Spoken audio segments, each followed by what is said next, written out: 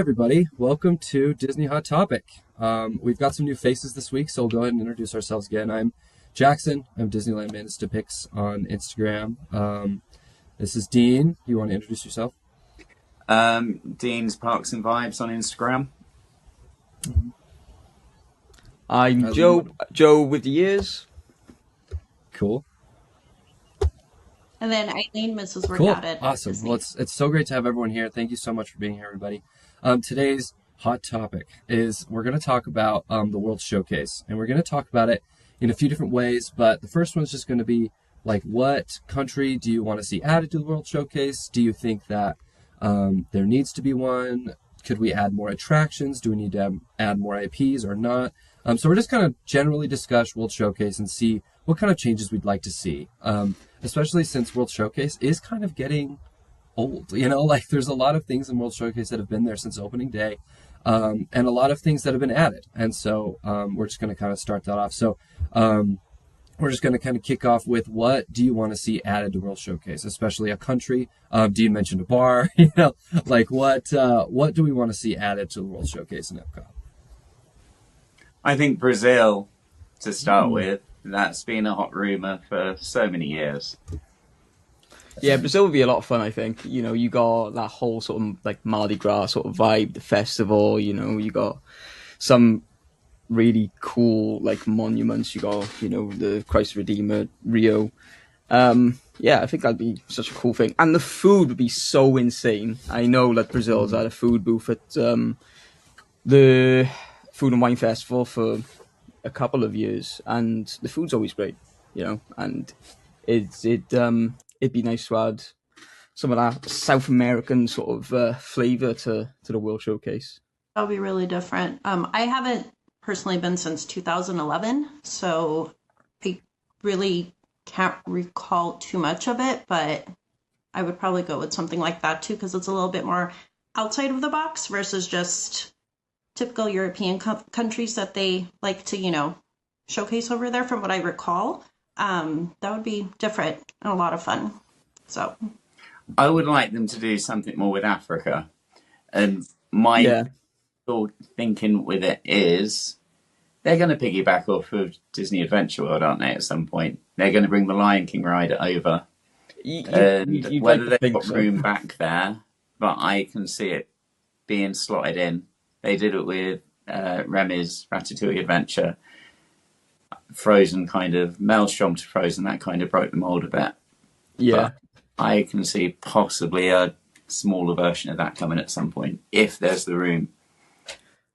I was having a look just before we jumped on you. There's apparently room for like between 2 and 5 new countries to be added to the World Showcase. I don't know where the space is. Obviously, we've had expansions to different areas. Obviously, Norway's had an expansion. France has had an expansion for Remy.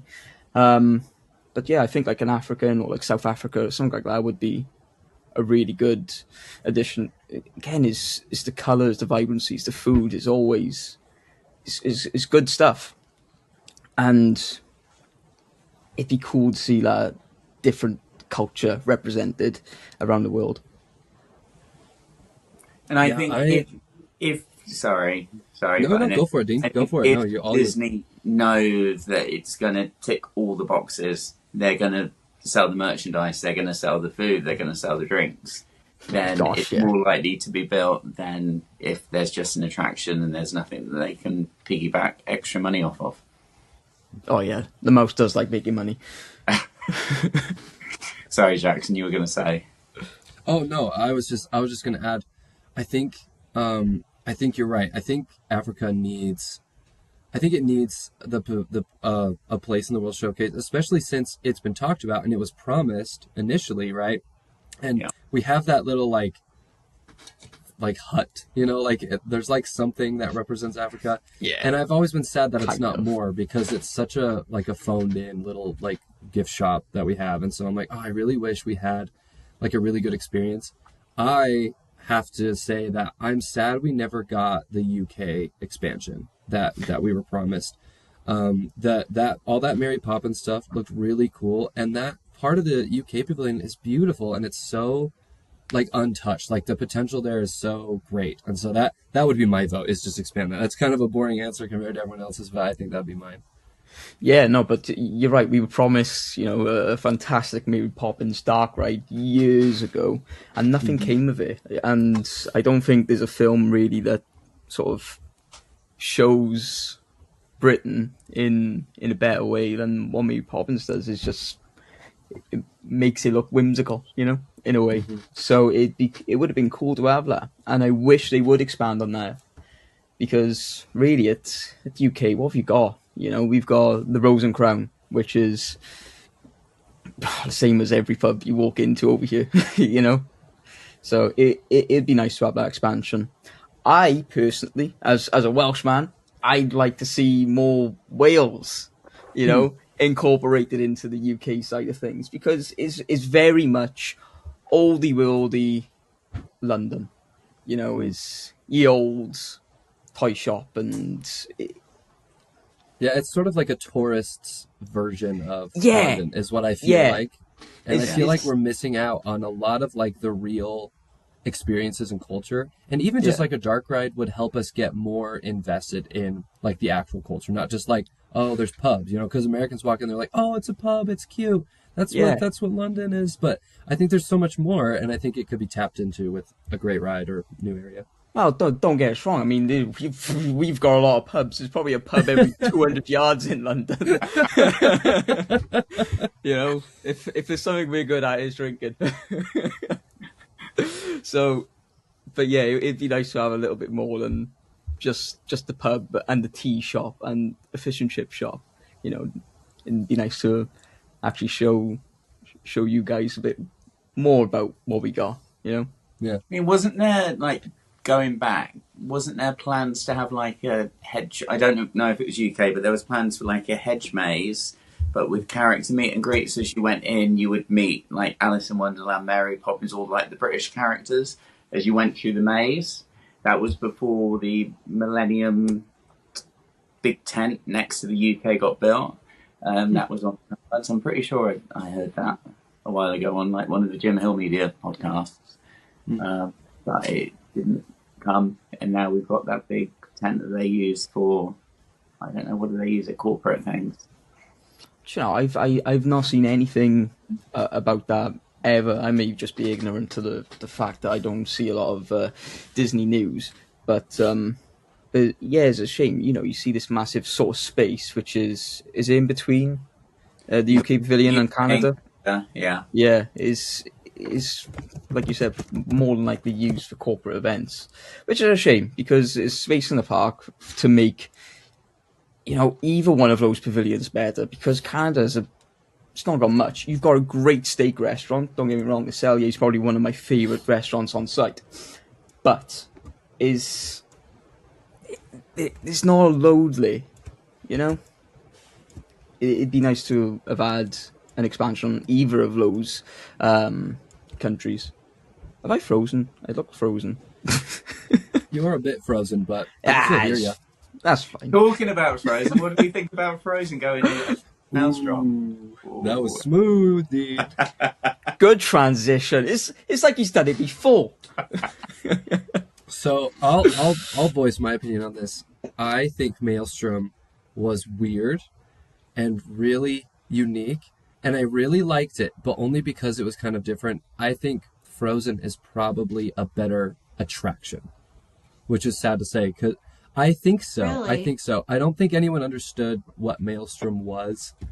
It was kind of an odd experience. I still miss it, but I think that's a better attraction. Go for it. Somebody shoot me down.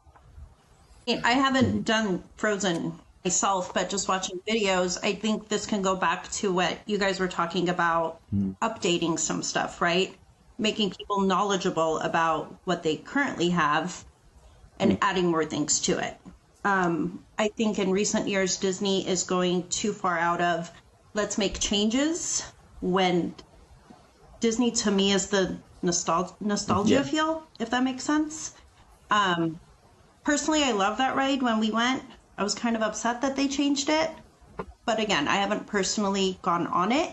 This is just based off of news and YouTube videos and seeing posts and all that stuff. But I thought it was a genius ride. I thought it was pretty great at, but No, that's just I my love personal opinion. But And if you're going to give an attraction, give it a brand new space so they can custom build it. They've kind of shoehorned Frozen in there. It's such a short ride. Yeah. And then they've gone and copied the mold by putting it in like exact copies of other parks, just with better audio animatronics, other than Tokyo.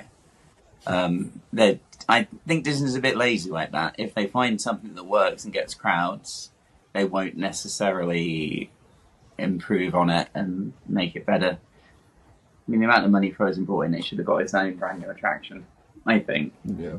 But, yeah, I guess it's bringing in more crowds and scary trolls that come up out of the water and send you back over the falls. Yeah, I mean, it definitely is bringing in the crowds. I mean, you can't go into Epcot and not see it. Like, a minimum of a 60-minute wait is crazy. The amount, the queue times going there is mental. And, it's the Frozen hype. When that film came out, it exploded everywhere, Right. So,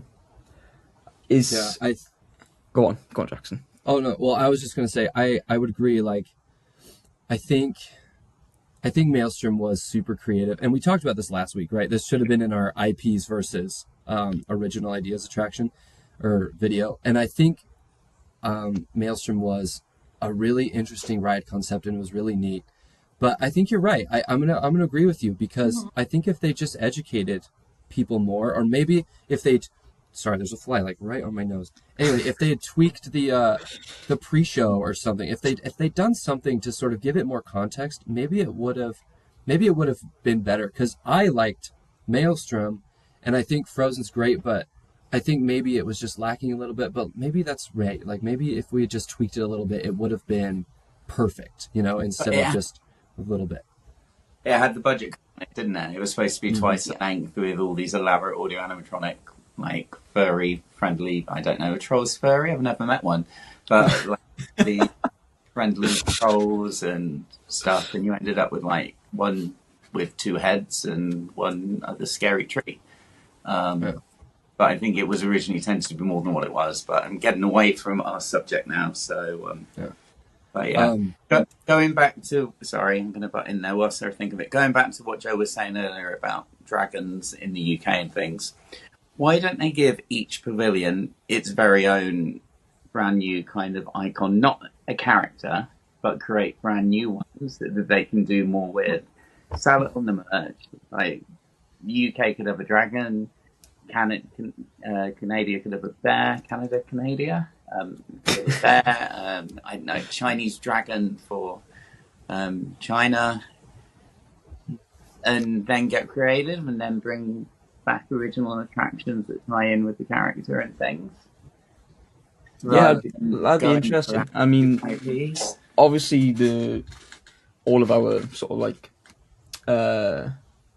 mythologic characters that we have in every continent, they've all got some sort of origin, and maybe that could be an interesting road that Disney could go down if that was ever something that would come to light, having a character for each one. You could have a ride or an interactive walkthrough even of where these stories sort of originated from and why they're so important to each culture.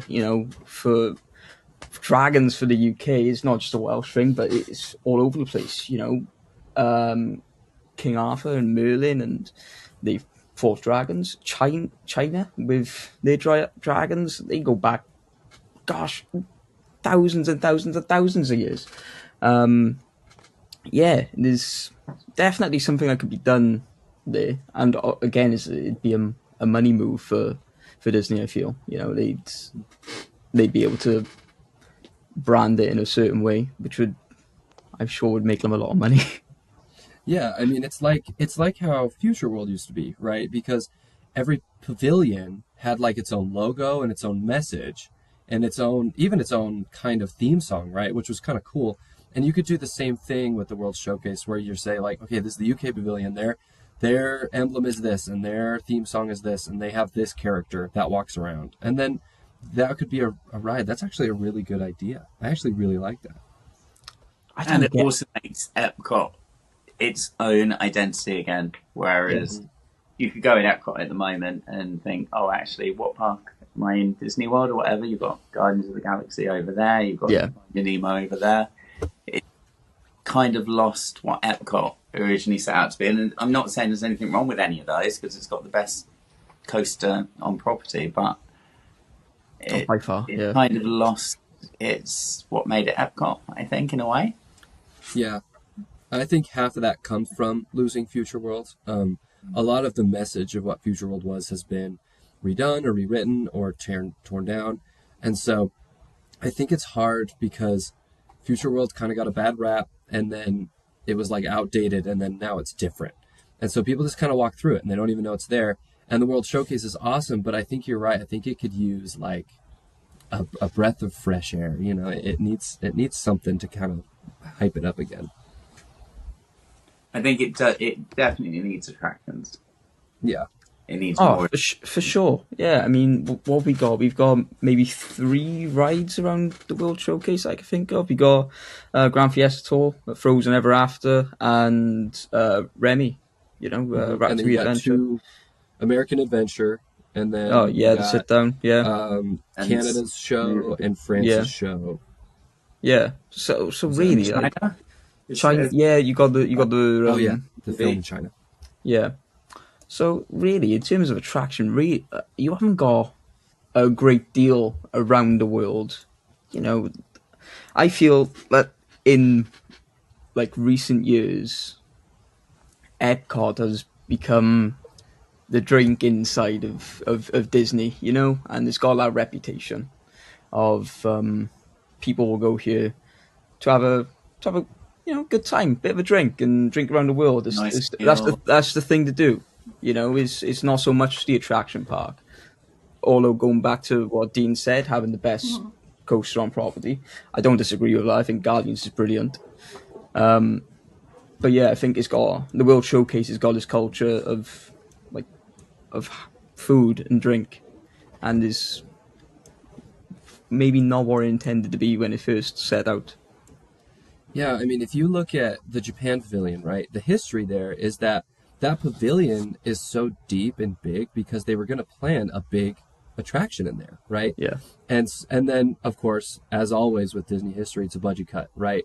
Imagineers overspent, and then now we're out of money. So they just built the facade and said, we'll go back later. And there's a few pavilions like that. And it makes me sad because they even planned the ride, they planned the space, and they planned the facade, and then they just didn't do it.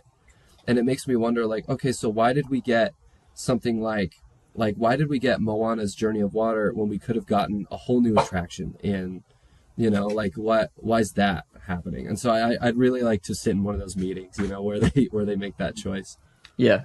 I mean, we was meant to get a whole like water ride in Germany, wasn't we? And that the doors have just been closed to that for however many years, and seems like it's never going to come. Built the doors up and then didn't have the budget to put the attraction that was going to be put in later. Is crazy. It's crazy. I will say, I think Epcot, while we talk about all these changes that did or didn't happen, I think one of the biggest problems that Epcot ran into is COVID.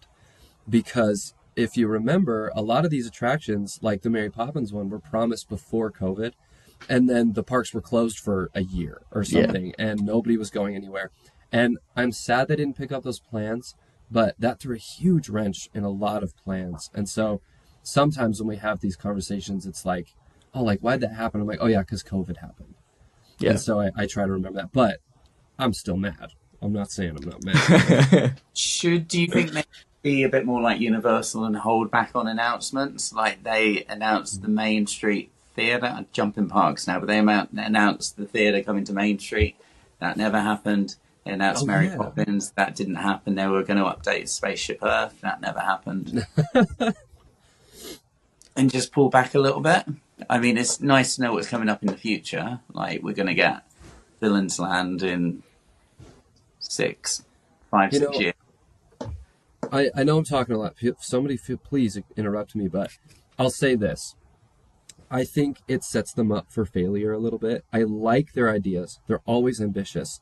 But they did this with Star Wars Land where they were like, it's going to be filled with audio animatronic characters and walk-arounds, and they're going to be amazing. And then we got it, and they're either special event only or they don't exist. And so when you walk into Star Wars Land, it's awesome, but you're sort of, if you were there for the hype, you're sort of let down. And I think that's what constant announcements do.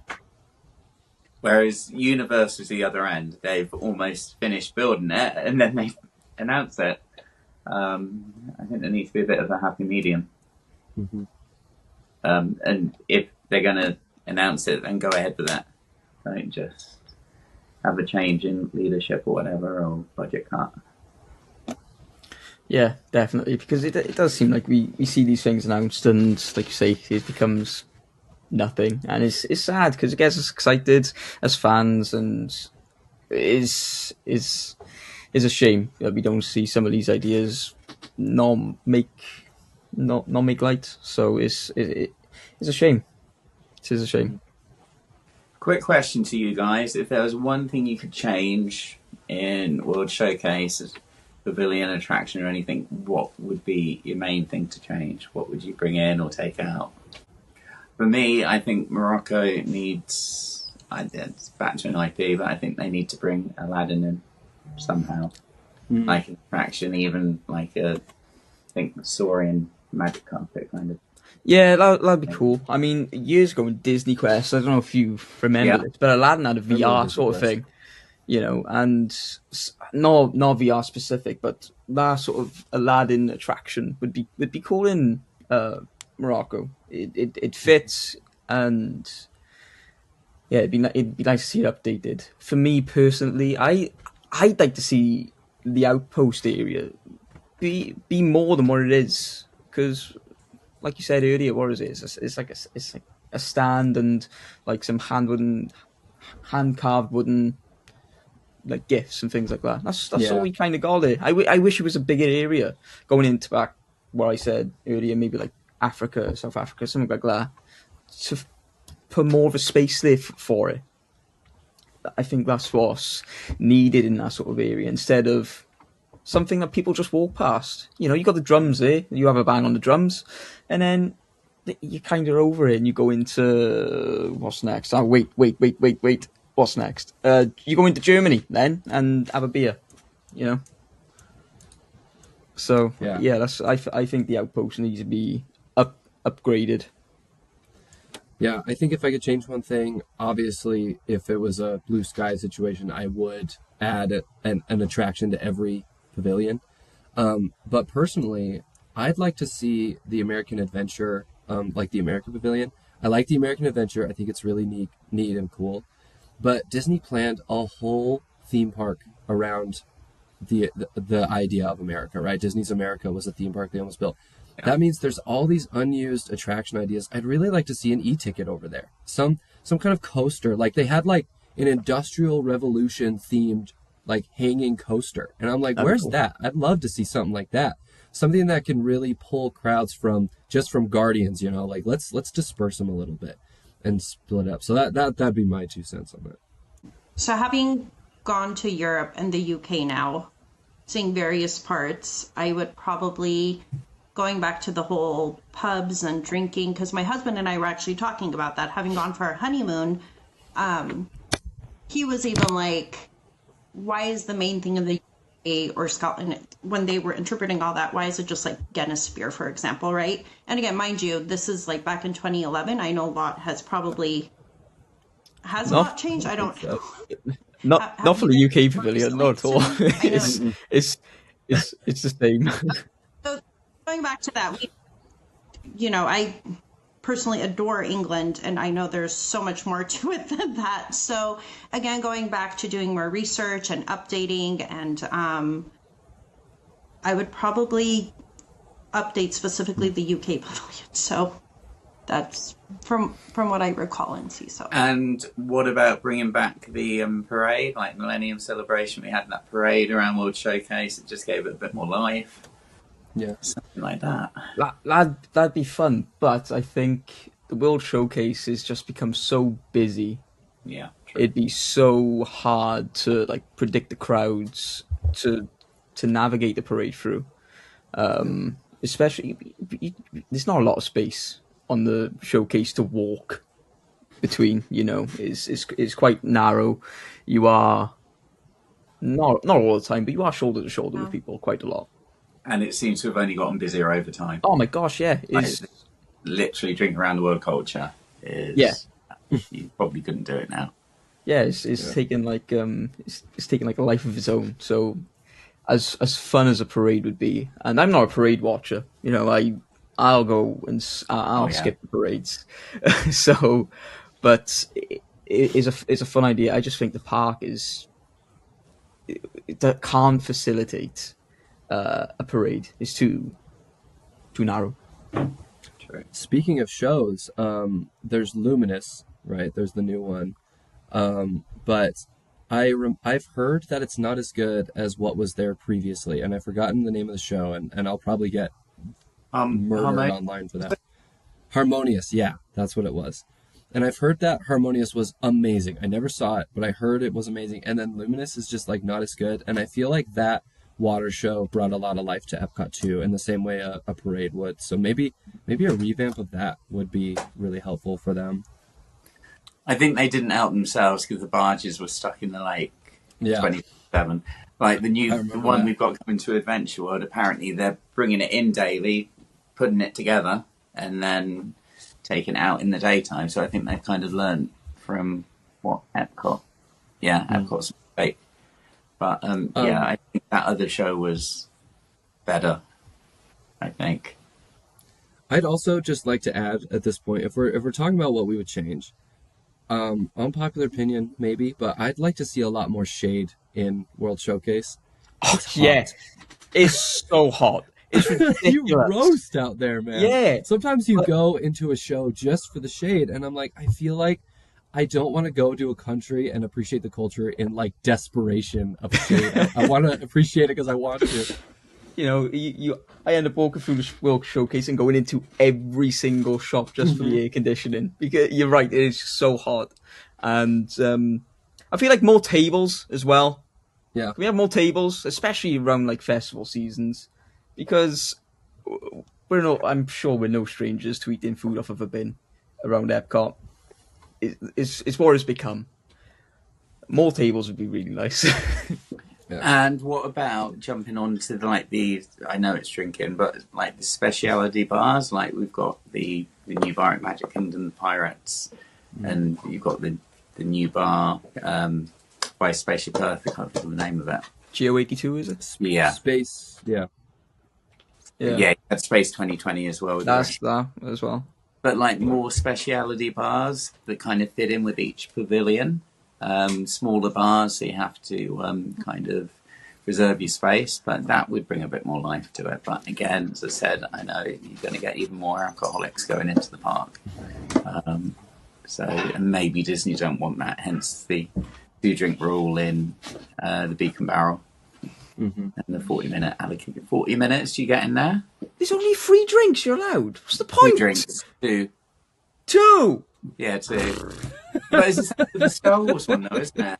2 drinks, isn't it? No, I had 4, I think, when I went to Ogre's last time. Were you with someone and did you have their drinks? No, I went by myself. Because they usually kick us out after 2. They're like, that's crazy. And tell you you've had enough. It might just be Dean. I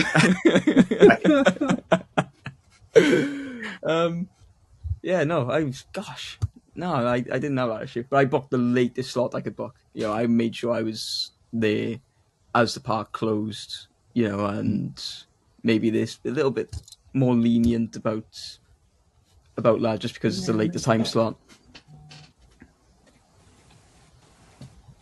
Yeah, I think themed bars would be a good step in the right direction, because I feel like World Showcase can feel, I don't want to say this word, but I want to say cheap, because there's a lot of these experiences like we've talked about with the Outpost, right? That just, it feels kind of phoned in, or UK just feels like it's untapped, right? And I think a themed bar, or a few, would really help it have that sort of depth that Disney is good at, right? because like one of my favorite examples is like you go on the Jungle Cruise, right across the way is Skipper Canteen, and that's a wonderful 2-part experience, right? I feel like you could do the same thing with anything in the World Showcase, where you have this cool attraction, original idea, and then right across the street's a themed dining experience or a themed bar or whatever, and so you're still immersed, right? I think that would really help it have some depth and have some life. Oh yeah, definitely. I mean, I know that Japan could have an amazing sort of bar. You look at the nightlife out in Japan is some of the best you'll see anyway. They got some of the coolest themed bars. They got some of the oldest bars, and it'd be cool to see that sort of culture come into it. They've got a in Tokyo. They've got like a robot kind of.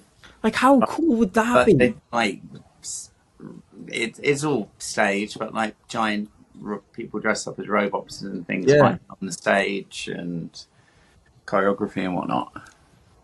That'd be so cool. You know, imagine seeing that as you like walk around the World Showcase going into the Japan Pavilion, and you could just see something like that. It's different, and then is opening the door to what the nightlife of Japan is like. If they want to get into that sort of the drinking side of things, because it seems like it's going that way. So why not bring it in? Also looking on Google Maps here at it, because I have a terrible memory, and so I had to like look at it. But I also think that like it's not out of the question that they could like add a little something, like a little alcove, and add more countries than 4 or 5. You know, like Disney really has the land and the space and the money to make World Showcase something like way like twice as big, and they could do it, you know. And I think that'd be really interesting. It would change EPCOT, I think. But either way, I think there just needs to be more substance, and I think there needs to be some serious updates. Like, I don't want to see the films go away. I really like Impressions to France and whatever the one in Canada is called, Canada, right? And I think that'd be really cool to see those updated and done again and with new footage, because I think they're cool. But I also think that they need some love. Like, I think there's a few attractions in there that have been open since 1985 to whatever, and now they're still running, and they're just old, you know? Yeah. No, definitely. I think, you know, it's the way everything goes. Everything needs a little bit of love, and we could say this about so many of the attractions around all of the parks. There's a lot that needs a bit of love. But yeah, I think World Showcase could do with some loving, you know? Just maybe bringing more into the 21st century. Here's a question for everybody. If no one was going to say anything, do we think there needs to be more, like, what do you think EPCOT needs more of in terms of like restaurants? Like, do we think there needs to be more places to eat? Do we think there needs to be less places to eat, or is it pretty good how it is? Go on, Aylin. I mean, it's not bad for options. Sorry. Ahead. I mean, Sorry. like, I think for food, there's so much going on. And especially around festivals, you got all the festival booths and things like that. So you've got so much going on in terms of food and drink. I don't think it needs to change. I think some of the quality could be better. Festival booth qualities, Italy famously is a bad festival booth. You know, I don't get why I not eating at the festival booth in Italy, but you know, it's like pasta nachos or something like that. And it's just ideas that haven't worked. So I feel like the quality of things could be better, especially in them booths. So that'd be nice to see. But in terms of like restaurants and choices and things like that, I think you got a pretty good selection going around the world. I think you can easily get in one if you haven't booked something. You may not get the one you wanted, but you can usually always get somewhere to eat. What's your favourite place to eat in Epcot in World Showcase? I love Spice. Is it Spice Road Table? Spice in Morocco. Yeah. I think it's something like that. I said earlier, it's the Salye. It's expensive. Don't get me wrong. You know, you're spending like $40-50 on a steak if you're getting like fillet, but it's good. I like the experience, and is my favorite. It's my favorite place to eat on property. So that's what I would say. My wife went to this, I forgot what it's called, but it's a crepes place in the France Pavilion. And my crepe wasn't great, but hers was amazing. And it was like this smoked salmon, like amazing crepe. And I was like, I'll get a sweet crepe. And so, because I was like, it's a crepes place, I'll play it safe. Yeah. So I got like chocolate, whatever, with ice cream and everything. And she was like, well, she has these allergies concerns, so she got like a special one, and they gave us like the best service. And mine was like bad. Like I didn't like it. But hers, I had a bite of it, and it was like life-changing crepe. So I think I have unfinished business. I'd like to go back there, but either way, I think that's my favorite food I've had there so far. Is that one crepe? I think it was really good. Nice. I would highly recommend you guys to stay away from the pickle milkshake. It keeps repeating on you all day.